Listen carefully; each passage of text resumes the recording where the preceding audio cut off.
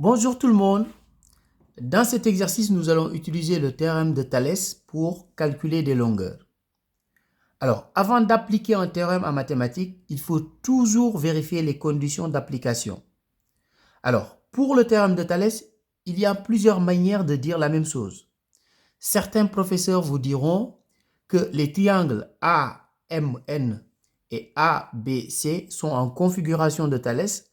D'autres vous diront que les droites AB et AC sont séquentes en A, ou bien d'autres vous diront tout simplement que les points AMB et ANC sont alignés dans le même ordre.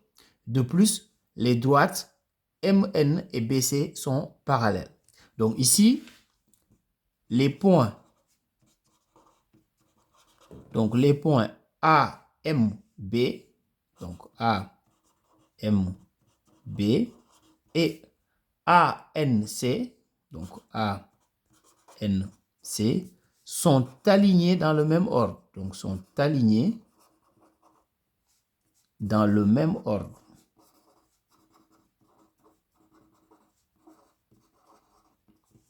De plus, les droites MN et BC sont parallèles. Les droites MN et BC sont parallèles. Ça, il faut toujours l'écrire sur une copie. Puisque lorsqu'il y a un exercice où il y a une configuration de Thalès, les professeurs regardent toujours si l'élève a bien précisé les conditions avant de passer au calcul. Donc, il faut toujours vérifier les conditions d'application d'un théorème avant de l'appliquer. Alors maintenant, à partir de ce moment-là, maintenant, on peut dire, bon, je vais commencer ici pour avoir plus d'espace.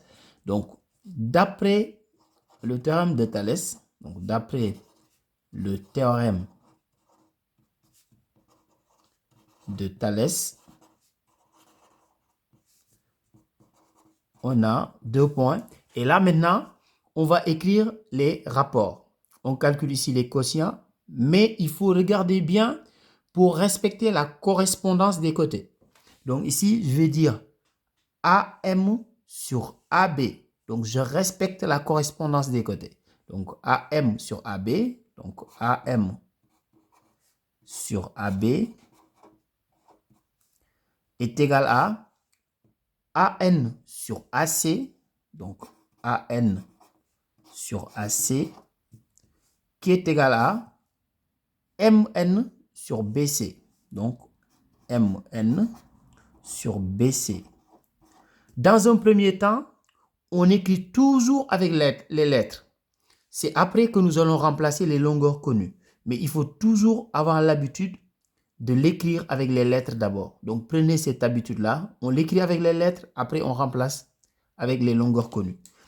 Ici, si vous regardez bien, vous voyez que ici, au niveau des numérateurs, nous avons les longueurs des côtés du triangle AMN, c'est-à-dire le petit triangle.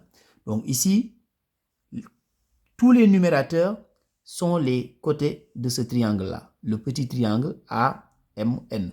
Donc, les numérateurs sont les côtés du triangle AMN. Les dénominateurs sont les longueurs des côtés du triangle ABC. Donc ici, ABC. Donc il faut respecter cette correspondance. Il ne faut pas mettre les longueurs du triangle ABC une fois ici et une fois au dénominateur, une fois au numérateur, sinon ça ne marche pas. Donc il faut mettre au numérateur les longueurs d'un triangle et au dénominateur les longueurs de l'autre triangle. Ça, il faut respecter cette configuration-là. Alors maintenant, une fois qu'on a écrit avec les lettres, qu'est-ce qu'on va faire? On va remplacer tout simplement les longueurs connues. Donc ici, AM. AM est donné dans le texte, donc c'est 4,5. Donc on va remplacer par 4,5. Donc 4,5 sur AB. AB est donné dans le texte, donc c'est 7,2. Donc on remplace 7,2 égale. AN, c'est pas connu d'ailleurs, c'est ce qu'on veut trouver ici. Donc on garde AN sur AC. Donc, AC est donné dans le texte 4,8. Donc, 4,8 est égal à MN. MN est donné dans le texte, c'est 4 cm. Sur BC, BC n'est pas connu. C'est aussi une longueur que l'on souhaite calculer. Donc, on garde BC.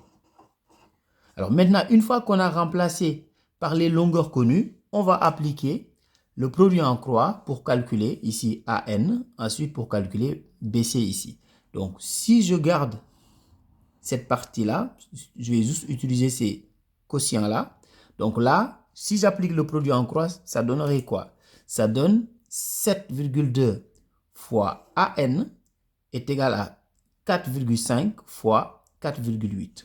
Ça veut dire tout simplement que AN est égal à 4,5 fois 4,8. Je divise par 7,2. Donc, à partir de ce moment-là, vous prenez votre calculatrice, vous calculez et vous allez trouver que AN est égal à 3 cm. Donc, AN égale 3 cm. Alors maintenant, je vais calculer BC. Donc, je vais prendre deux quotients aussi. Comme je viens de trouver AN, je peux remplacer AN par sa valeur ici. Ou bien, je peux prendre le premier quotient et avec le dernier quotient ici. Donc, je prends 4,5 sur 7,2 est égal à 4 sur BC. Donc, on calcule de la même manière que lorsqu'on travaille avec la proportionnalité. On applique le produit en croix. Donc, j'applique le produit en croix. Donc, le produit en croix, ça veut dire quoi ici? Ça veut dire que 7,2 fois 4 est égal à 4,5 fois BC. Donc, ça veut dire tout simplement que BC est égal à, donc BC est égal à 7,2 fois 4 divisé par 4,5. Encore une fois, à partir de là, vous prenez votre calculatrice, vous calculez et vous allez trouver que BC est égal à 6,4. Donc, BC est égal à 6,4 cm. Alors, quand vous avez un exercice de mathématiques avec le théorème de Thalès, prenez votre temps. Regardez d'abord, est-ce que les conditions sont remplies? Donc ici, on observe bien. Si les conditions sont remplies, on le rappelle quand même si dans le texte, on a marqué que c'était parallèle. Nous, quand on écrit, on doit préciser que les droites étaient parallèles. Ça, on doit l'écrire. Et surtout, vous faites attention, vous respectez la correspondance, c'est-à-dire les côtés qui sont correspondants. Ici, au numérateur, on a les côtés d'un triangle et au niveau des dénominateurs, on a les côtés de l'autre triangle. Donc, on respecte cette correspondance-là. Comme ça, on applique le produit en croix et on arrive à trouver les résultats qu'on nous demande. Au revoir.